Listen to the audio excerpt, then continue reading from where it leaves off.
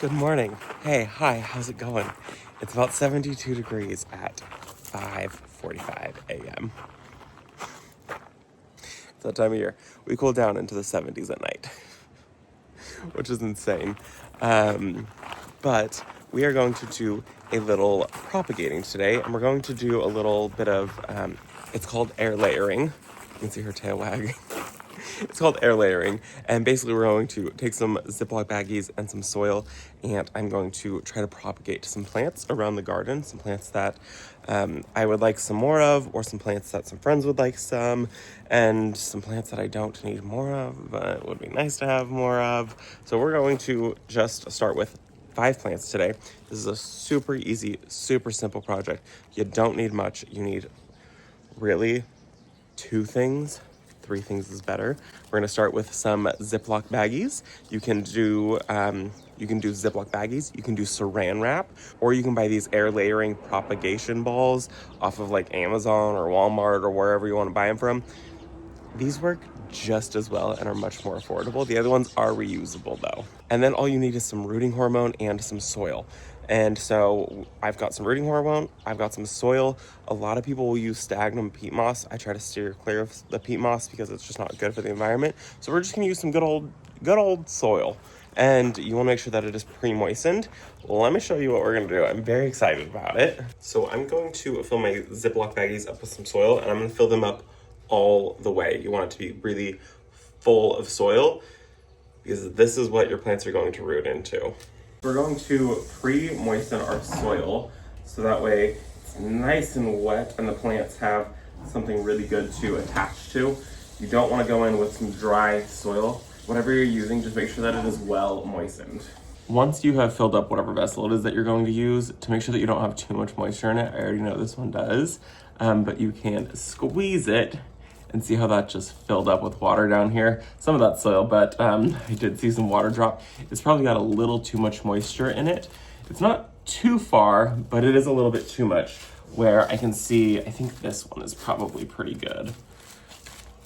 Now some soil is going to drop, but some soil is dropping, but there's no moisture when I squeeze it coming down. That's just some soil. So this one is kind of perfect. You want to be able to squeeze it and have it kind of hold its shape and no moisture really fall out. That's how you know you have it well saturated. That's what you want. This one is probably a little too much water in it, but it will be fine. What I'm going to do next is take a slice down the middle of this bag. We're just going to slice it on open just a couple of inches like this. And if I want to, I can come through and I could squeeze out. See, that one has too much moisture in it. I'll squeeze that out when I go to air layer this, but I'm going to open up all of these bags so they just have a little slit in them.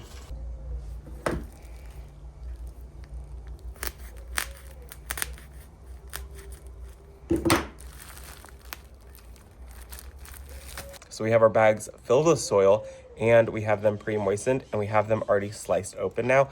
The only other thing that we're going to need is our pruners and some rooting hormone of some type. You can use this one. This one's by Garden Safe Take Root Rooting Hormone. I've had this container for a very long time. You can also use honey or cinnamon. Both of those are natural rooting hormones.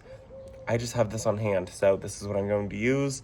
I've heard that people have really good luck with cinnamon or honey. I've never tried either of those options, but feel free to.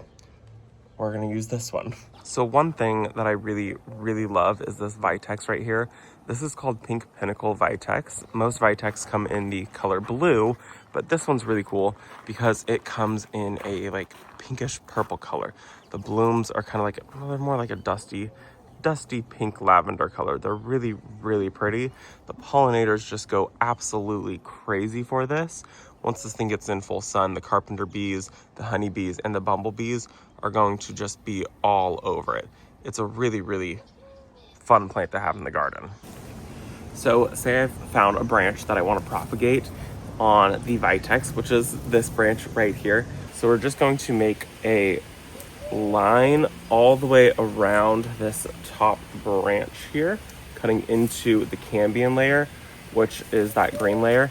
And then we're going to go about 1 inch down and do the exact same thing. You can go about 2 inches if you really wanted to, I'm just gonna go about an inch down. And then what you wanna do is you want to slice down the middle like that. And then in theory, this should just kind of start to pop off. And you can rip all of the bark off of this. Do it right, it'll come off in just a couple long strips. And then you have that entire area exposed. Once that area is exposed, there's still a little bit of green that's on there. That's the cambium layer. And you wanna take all of that cambium layer off, not going down into the hardwood. So all I do is I just come through. You wanna scratch all of that off as much as you can, because if you leave the cambium layer on there, what's going to happen is the branch is going to heal itself and you'll just have a giant weird growth node on it and you won't actually get roots growing from this. So I just come through, get it so you can get all of that green off, and going all the way around is really, really important. Next, we're gonna take our rooting hormone and we're just going to place it all along that exposed area. And this is just going to help it start to root inside that baggie. It's got a hormone in it that makes these things just grow roots like crazy. Next, we're just gonna take our Ziploc bag, kind of open that up just a little bit. Keep it nice and open. Pull this all the way around it, so that way it's entirely covered with soil. And then we're going to take our twine and just get it so this bag is nice and tightly closed around this. And in just a few months, this thing should have roots growing. Usually it's about a 2-month time period before it'll start really growing roots. Some things grow roots incredibly fast and you'll have roots within like 30 days. Big trees, willow trees, they grow roots incredibly fast, which the next thing that we're gonna go propagate is actually the willow tree. So this should have enough moisture in it to be able to get the roots to develop and grow, and I shouldn't have to come back and put any additional moisture inside this bag. If I do need to, I can just open this up and throw a little in there. And ideally what's going to happen though is that this cutting that we're going to take is going to still be able to pull moisture from the actual structure of this plant itself. This is just going to help keep those roots nice and moist while they do develop. So doing it in an area that is kind of shaded, this is just getting a little bit of dappled sun right now through the willow tree. But for the entire remainder of the day, this is going to be a very, very shaded area. So this should take off in probably, I would expect it to be about a month. I should have roots on this thing. And then what I'll do is I will come right below it, cut that off, and then I will be able to put it in its own container or in the garden. And then I will have a brand new vitex for free. So in just a few short weeks, I should be able to have a clone of the Pink Pinnacle vitex, which is very, very exciting. It's a very beautiful plant. I'm going to now go ahead and propagate some other things around the garden that I've got some friends who would like, or things that I would just like to have doubles of. So next we're going to move on to the willow tree, and then I've got an alder tree, and I've got some roses that I would like to propagate also throughout the garden. So with this, I should say, there are certain plants that do have a patent on them, and so it's best practice to kind of look them up because they are prohibited from being propagated, which is, I have mixed feelings about it. I understand it, but I don't like it. But I do understand the amount of work that goes into getting plants ready to come to a market, and so there are certain ones that are patented and you're not supposed to. There are certain ones that are trademarked, and the way that I'm understanding it, and I am just a lay person, is that the plants that are trademarked but that are not patented, you can go ahead and propagate them, but you cannot sell them under that name. So one example would be like the Kinsley Ghost honeysuckle. I'm not going to do that one today because it feels like a little bit of a gray area for me. And if I wasn't a public figure, there's certain things that I would or wouldn't do. But the Kinsley Ghost honeysuckle, let's say I wanted more of that one. I am not finding a patent on that one, but I am finding a registered name or a trademark on the name, one of the two, for the Kinsley Ghost, meaning that that one, in theory, I could propagate it. I just wouldn't be able to sell it under the Kinsley Ghost name. I would be able to sell it under its botanical name. So that's where it's a little bit of a gray area for me. And if I was just, a normal home gardener who wasn't showing a million people my garden, I would probably go ahead and do whatever I wanted with plants. but I don't want to spread misinformation. So just trying to lay out all of the things. So I am only today going to be air layering and propagating, technically, certain plants that I know have an expired patent that no longer have patents on them, which the pink pinnacle vitex does not have a patent on it. We're going to move to the willow tree, which is just a weeping willow tree, and that one does not have a patent on it. So we're going to do that one. I'm also going to be doing an alder tree that does not have a patent on it. And then I've got 2 roses. One of them I still need to look up, but one of them, the Eden climbing rose, does not have a patent on it anymore. That one expired, I think it expired like 10 years ago or something like that. And then I have another rose, which I'm going to look up and see if that one still has a patent on it. I'm pretty sure it doesn't, but I do need to look it up. And summertime is such a great time to do this. Late spring, summer, fabulous time to do this because these plants are just trying to put on so much growth this time of year that they can also focus on their entire root growth system, and you'll get roots really, really fast on plants. Where if you do it in the winter time, it doesn't have anything to photosynthesize, and so you can still do it, and you can still do it very easily. It just takes a little bit longer because there's nothing to photosynthesize, and the only thing that's going to keep that branch alive is the energy that that plant already has in it. So late spring and summer, the best time to go ahead and do air layering. So we're going to do the alder tree now, and we're basically going to do the exact same thing. This one is going to be a little bit hard because the branching is up really, really high. So I'm going to have my hands up above my head this entire time, but I'm going to do a branch that hasn't been cut at the end, so one that's just a really nice long shot. I also want to make sure that it's at least pencil thick at minimum. You don't really want to go too much thinner than that. You want something that already has some good size to it. You can always go bigger. I'm probably going to go a little bit bigger. This is the branch that I'm going to do, and at the tip of it, it's about pencil thick, and so further back, it is much bigger than a pencil thickness. It's extremely windy today, but I really, really love this tree. It's provided so much interest in the garden for us. It's one of the first things that we got planted here. And so this is definitely one that I would like to have a few more of. I just think they're really, really pretty trees. They've got really good structure to them.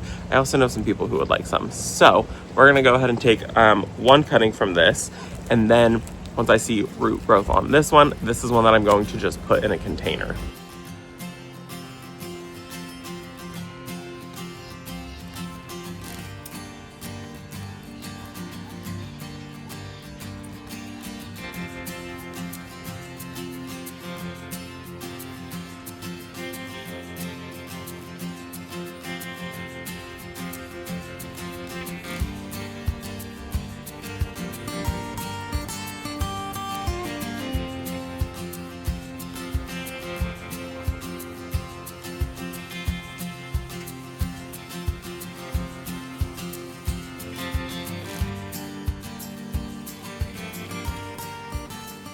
So that just took a few minutes, and there it is, and that'll sit there for just a few months, and that should eventually be full of white roots. So the next thing that we're going to do is this Eden climbing rose. This one is, I think the patent expired in 2008 or something like that. Plant patents only last about 20 years. So this one is free to propagate. And what I'm going to do essentially is I'm going to find a branch that I know eventually I plan to cut off. So I plan to cut this entire branch off at some point. So we're going to come down here, and I'm going to do the air layer right down there, right above where I want to make my cut. So that way I have my own root rose.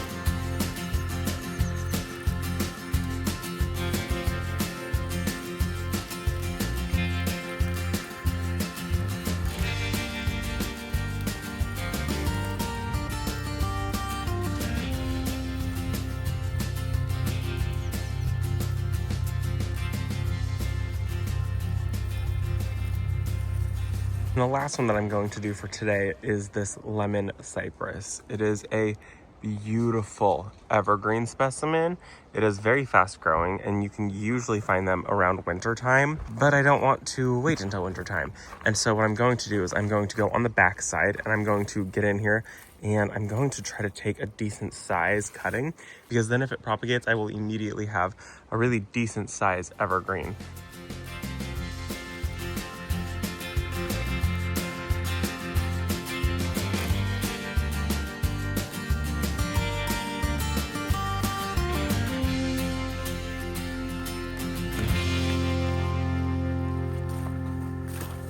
Okay, the lemon cypress is propagated or propagating. You can see my bag is all the way in there. So I tried to get a nice long piece. So that way, when I cut that branch off, I'll have a tree that's already, 2 feet tall, 1.5 feet tall, which is great because that's what you can do with this, is you can get really long branches and really tall trees. And that's just one method of propagating. You can also take cuttings of things, stick them in soil, just make sure that soil stays nice and moist. This is kind of a hands-off approach, and I might check on these once a week at most, if we're being completely honest. That Ziploc bag is sealed tight, and then it's sealed tight around that branch, so really no moisture should be able to escape. So it's a really great way to propagate and get free plants in your garden. I am not doing ones that are patented, just to be safe and to not spread misinformation. It is technically illegal to propagate plants that are patented, especially for commercial use. It's a touchy subject for most people. I understand why there are plant patents, but it does get a little confusing, a little frustrating to know what you can or cannot propagate in your own garden. And they really are doing it because these companies do spend thousands and thousands, hundreds of thousands of dollars and hours just to bring one single plant to the public. So I have firsthand knowledge of what these plant companies go through to just bring a couple plants out to the industry just, over a year. And to bring something new to the market can take, an entire lifetime of somebody before it actually comes to market. It takes, they'll start seeds of some things. They will start thousands and thousands of seeds just to try to get some things to start. And then out of those thousands, they might get it down to one that they like. And that's usually at least a 2 to 3 year process to bring it down to one that they like. And then they have to build up a stockpile to see if it works, to see where it works, what growing zones it works in and how it actually does perform in real gardens. And that can take a few years. So they'll spend, 10, 20 years before it's actually even available for them to bring it to market. And then they have to start building a stockpile. So it takes a really long time for plants to come to the market. So I do understand them wanting to recoup some of their investment on a plant. It just gets a little tricky when you want to make one more for your garden. But it is a really great way to propagate some things. You can do this on shrubs and trees. It's fabulous. It doesn't really work well for perennials, and it doesn't really work for annuals that well either. There are certain annuals that it's just better to just take cuttings from and stick those in some soil and keep that wet and propagate them that way. This air layering method is really great for trees, shrubs, things like that. Things that have some type of woody stem to them that you can take off that cambium layer. And I do still plan on doing the willow, but I have to get up there to be able to do it. And I don't think I'm going to take you along for that one. I think I'm going to spend the rest of the afternoon going around propagating a few other things in the garden. I would really like to get a hedge here of hornbeam. And so I've got a hornbeam tree that I'm going to take some cuttings from. It's a great way to do it. And I'm also probably going to do some more air layering of the Eden climbing rose, probably a couple more of the lemon cypress, so that way if friends want it. And I would like to at least get 1 or 2 of the willow tree done.